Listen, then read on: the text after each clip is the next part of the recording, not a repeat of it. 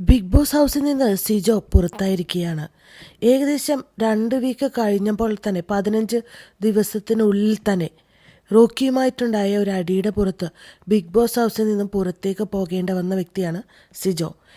ആദ്യത്തെ ചില ആഴ്ചകളിൽ തീർച്ചയായിട്ടും സിജോയ്ക്ക് നല്ലൊരു സപ്പോർട്ട് ഉണ്ടായിരുന്നു. വിന്നർ മെറ്റീരിയൽ എന്ന് പല പ്രേക്ഷകരും പറഞ്ഞ ഒരു മത്സരാർത്ഥിയാണ് സിജോ.